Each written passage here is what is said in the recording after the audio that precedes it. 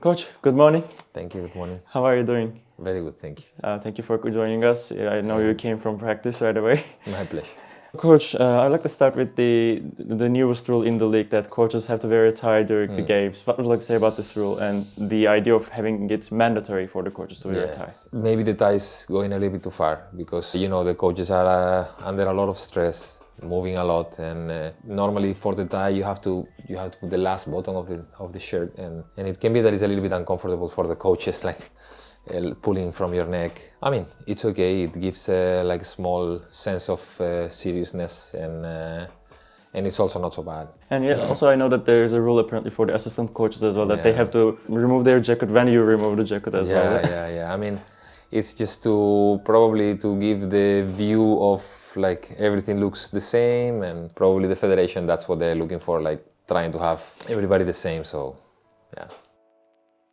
So, Coach, I'd like to ask a general question now. Some coaches prefer coaching because their playing career doesn't go super well, and some coaches do it just because they want to coach. How did the coaching journey start for you? And my teammates and some of my coaches, they were saying already that I was a little bit bossy, and when I was a player, and that I like to organize everybody and not focus so much on me. I think it's coming from a long time. I think it's coming from a long time that I have the spirit of the coach inside me, yes. And as far as I know, volleyball is not a popular sport in Spain. And how did you first start your interest in volleyball? It was before, especially in my island where I was born and when I grew up. In Tenerife, in the 2000s, early 2000s, there was a team there, Construcciones Marichal, Neslihan, she played, Demir. She played in this team, and in 2004, not with her, but with other players, they won the Champions League in 2004. We organized the Final Four and we won, and I think we had like 2 or 3 Final Fours. And this team won, I think, like 12 leagues, 11 cups, something like this. It was a great league back then. Then after the crisis in 2008-9, the league started going down, a lot down.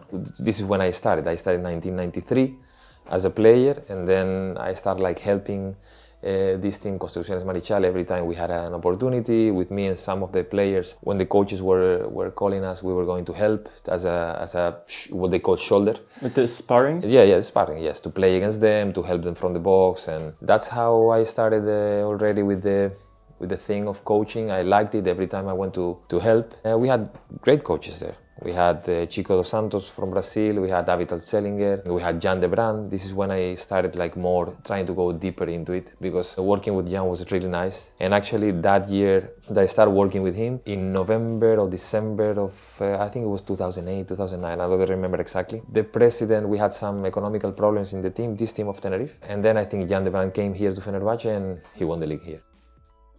Before moving on with your transfer to Galatasaray, I'd like to talk about last season as well. Your team was one of the very few teams that beat the last year's Champions League champions, Vakıfbank, and your setter, Van Aalen, transferred to Vakıfbank after that. Yes. How did it feel like to play against them and win against them? What would you like to say about your team's performance last year? Yeah, the team was playing very well. I think we had 2 years where basically we kept the same core of the team. That it was Sara, Annette, Maya, Laura, and Alexandra Jektic, the libero. We kept this team for 2 seasons, and we just changed just few players, and the team was playing very well because basically they were playing for 2 years together. We played 2 league finals in a row.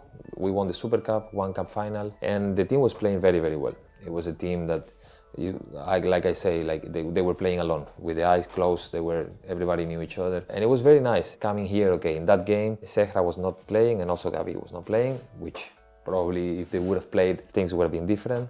But still, we beat a great back. If not, it was Egonu, it was Chansu, it was Nika, Kubra, the whole team. So the whole team is correct. Except these 2, which they are very, very important. But okay, for sure, it was a great win for us. It was important for the mood of the team and for the rest of the season for us to see that we can be the team like this. What was special with that team, it was that they didn't care who were they playing. They played, they have fun. If Egonu would attack in 4 meters, they would laugh and say, okay, let's go for the next ball, That was a great spirit, like they wouldn't care about an action at the end. It doesn't matter how you attack, it's just 1 point. Either if you attack in the line or if you attack in 2 meters, it's 1 point. So they were just going, having fun and not caring about who they were playing and going play by play. That was a good team, yes. And before coming here, you stayed in the German league for a while. Did you receive any offers from Turkey or Italy or from other leagues before you coming here this year? And did you ever consider moving from Germany? Yes. For me, like I told you, since 2005-6, when Neslihan came to Tenerife, I had my eyes on Turkish league. For me, was the goal because, okay, to Italy you can. And a foreigner is very strange that can go. You have to have some, I think you have to win like a world championship or be like top 3 in the Olympics to have the chance to coach in Italy as a foreigner. So I think the best league in the world right now, at least these last 2 years, it was Turkey. I think in 2008, with that year with Jan de Bruyne, we came for a pre-season here. We did the pre-season here with Fenerbahce and Bakif, and it was incredible being here. And okay, I love Istanbul. Absolutely not a doubt. When came up the possibility of coaching Galatasaray to come, it was not a discussion. So before coming to Galatasaray, did you talk to somebody else about how the team is doing, how is Turkey, how is the situation here? Did you talk to somebody in here from Turkey? Yeah. I have a lot of connections here. I knew Ataman because Ataman is an old friend since 2010, I think. And he's been coaching here for like 8 years or 10 years. 14 years. He did assistant coach, I think, around 8 years. And then after he did the head coach. So he's everything here since so many years. For me, it's an honor to be his replacement. And yeah, for sure, I knew a lot of people. I knew the league because you follow the league today. Nowadays, it's so easy to follow the games and everything. And I knew, I had information about Galatasaray, but I didn't think about it like I came.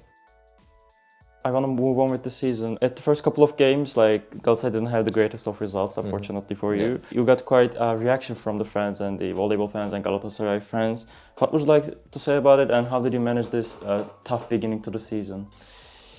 Okay, it's the beginning of the season. It's also about the schedule that we had. If you see our 6-7 games, we have Bakif, Fener, Turkish Airlines. I mean, we have tough teams. Nilüfer was our first game, which is not easy at all, playing in Nilüfer. It was a 3-2, 15-13. I mean, we lost for sure, but we put on a fight, and for sure the team needed some time to get together, to learn the new system. It was not so easy. And you also had a new setter, which means like the brain in the court is a totally new person for the team as well. Exactly. So you need time for the setters to understand what you need, for the setters to adapt to your system, not also the system, but also the timing of every player, everything. We had a new system because of the condition of our setters are not so tall, so we needed to change a little bit to adapt to this situation of having not a tall setter in the ping.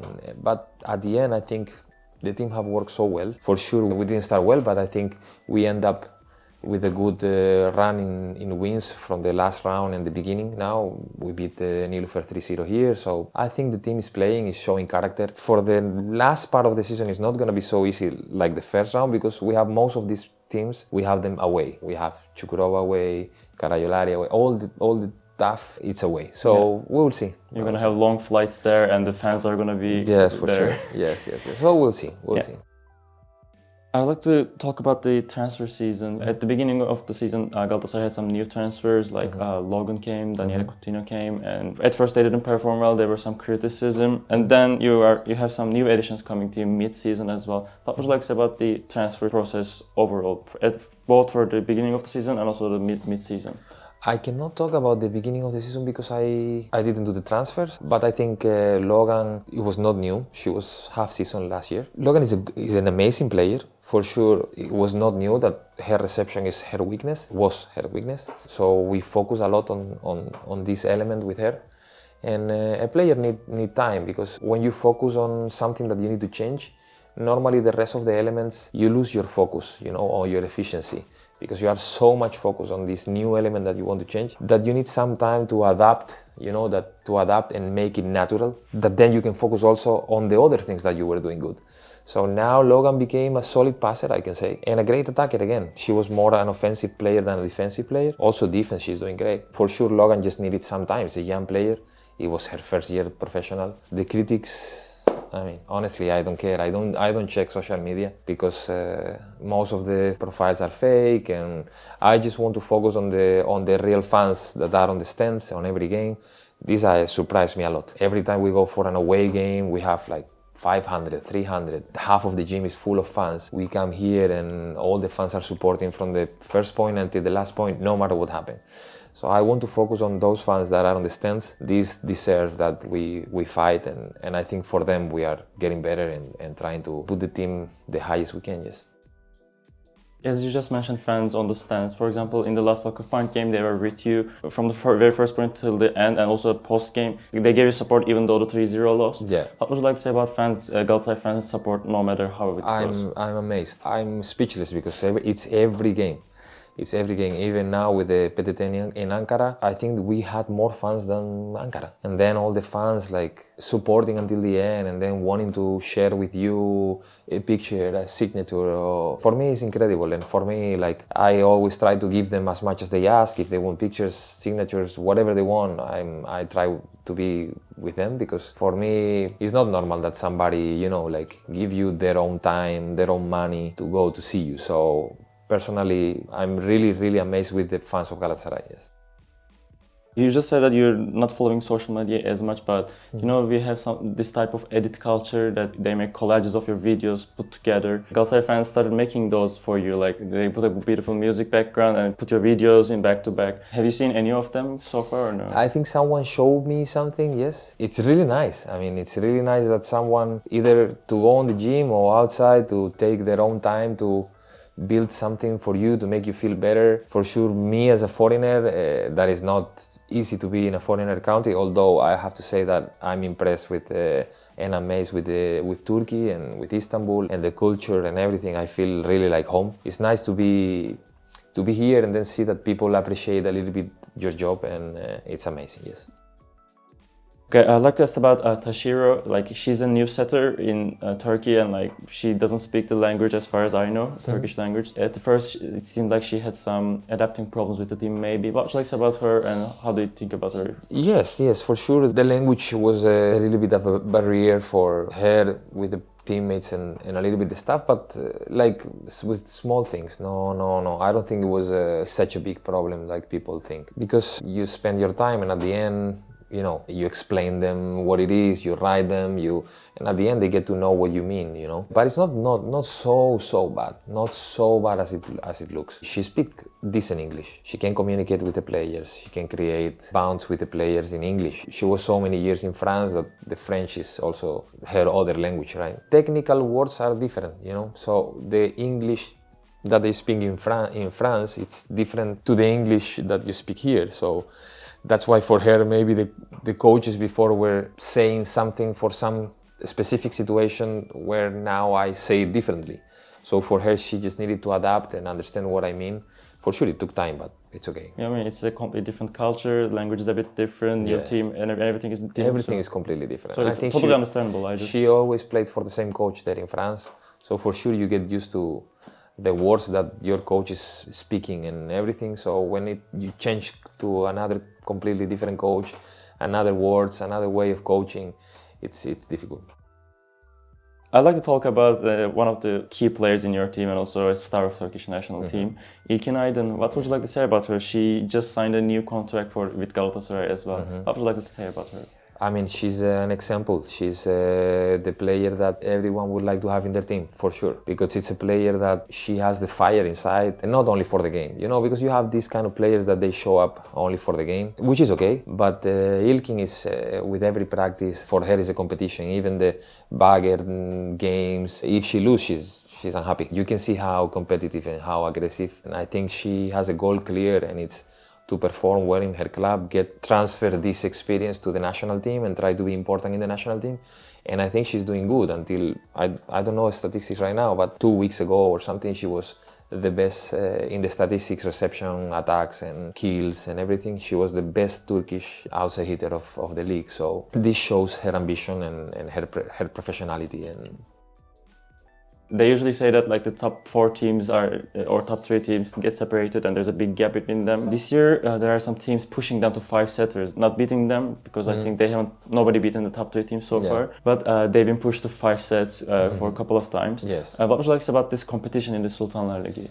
No, I think it's, like I said, in my opinion, it's the best league of the world also because of this, because volleyball is changing also. It's not so much different anymore from one team to another, also national teams. Sometimes there are surprises and you can see for sure the difference of the budgets are a lot from the top 3 to the rest of the teams. As you said, like Besiktas against Bakif, it was a 3-2, Nilufer Xasibashi 3-2, Aydın Xasibashi 3-2. There are some results there of 3-2 that for sure shows the high level of the league. But I think for what me is impressive is probably from the 5th until the 13th. It's incredible that there are so less points. Now the gap is a little bit bigger, but until 2 games ago, there were like 4 points from to be 6 to be almost going to second league. It was incredible. The gap is so short after so many rounds.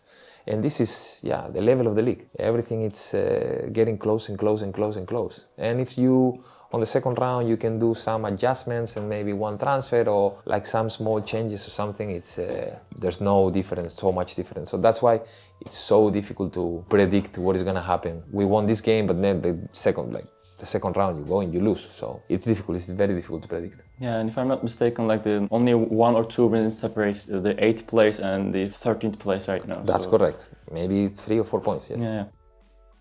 You have a contract for next season as well, so you're going to stay in this Sultanları Ligi. What would you like to say about the team building for the next season? What would you like to change? Do you have some plans to make additions or changes in the team for the next season?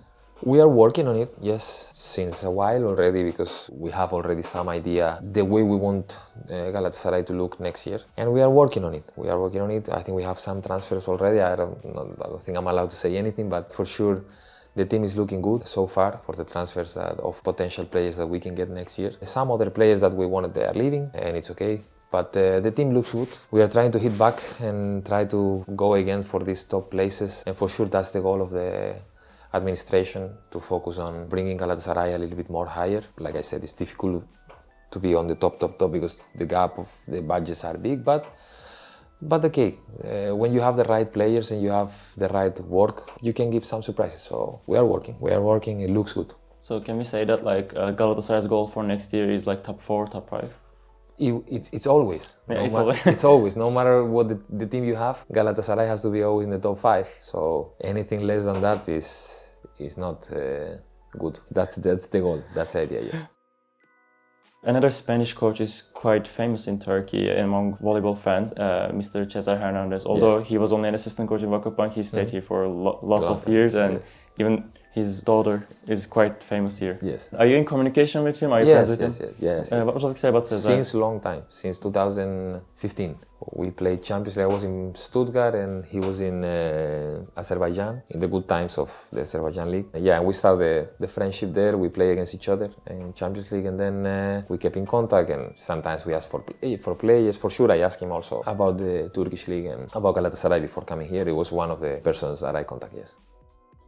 Before moving away from the Sultanları again, Turkish players, you just mentioned Neslihan when you're talking about the Spanish League and Tenerife. What would you like to say about her? Do you remember her playing days? And I remember. What would you like to say about her as a player? She was one of the players with the highest IQ that I ever seen. It was incredible how she reads the game, how capable, her capability of scoring. She could score with an attack. Like I said, at the end it's 1 point. That's why she was like, the tips, how she breaking her arm in the last second to have the right tip or one block out. It was so uncomfortable to block her.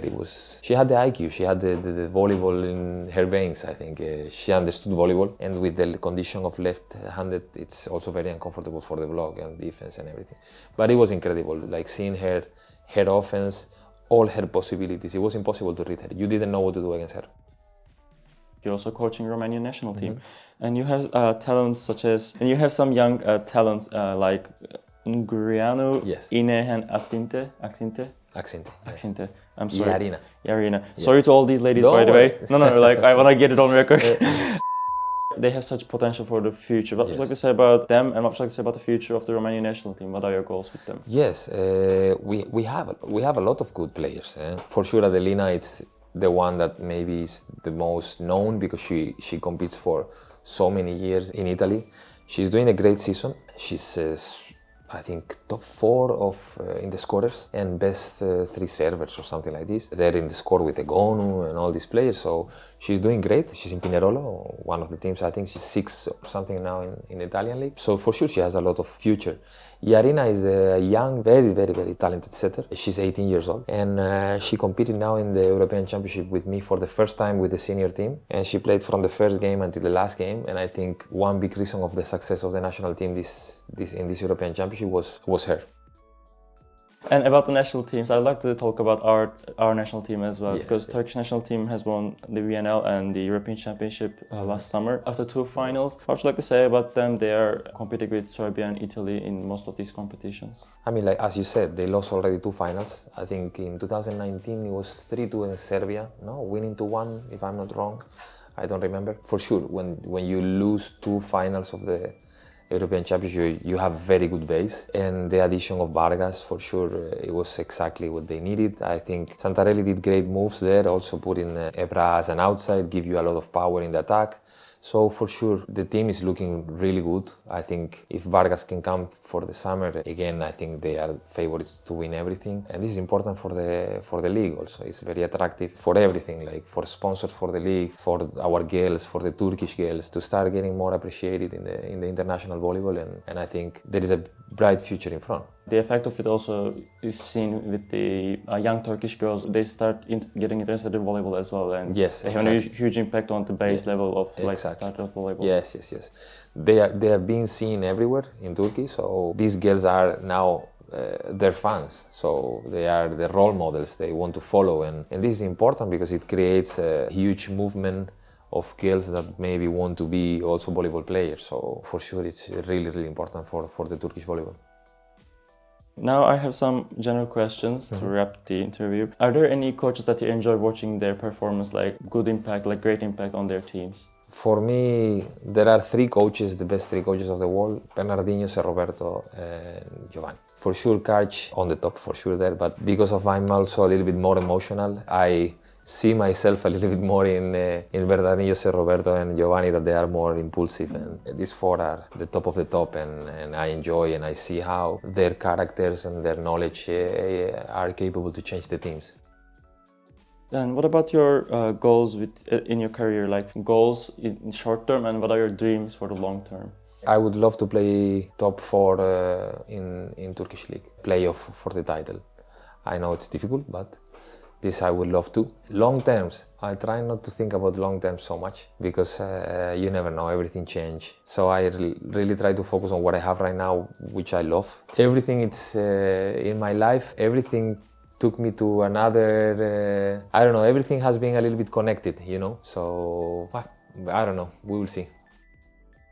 No, Galatasaray is like a multi-sport sports club. Do you follow other branches as well, like football or basketball? Yes, football, basketball, the men volleyball also. Yes, I follow them, yeah. And did you go to their games so far? I didn't have the chance because exactly in one of the games we were invited, I think it was the cup game, if I'm not wrong. It was the event of Vodafone. And then all the team and the staff went to watch the game, but I couldn't. So me and Ilkin, we had to go. Lastly, I'd like to ask about Istanbul. What do you think about the city, and what are your favorite activities to do here?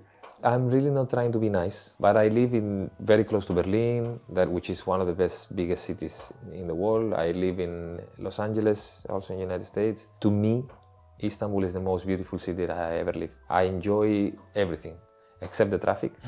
The rest is incredible. It's incredible. It's the most beautiful city that I ever seen. And what do you do in your free times here, like in the off days? We actually don't have so many.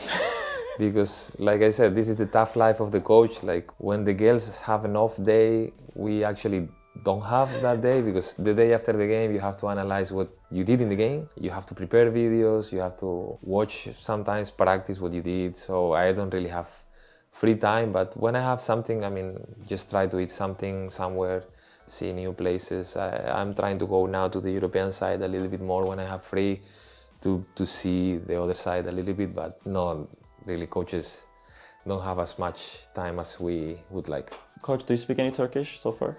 I try a little bit. No, just the basics. Okay, How well, are you? But would you understand if I say teşekkürler for the interview? Yes, of course. Okay, teşekkürler for the interview. Thank you. Thank you.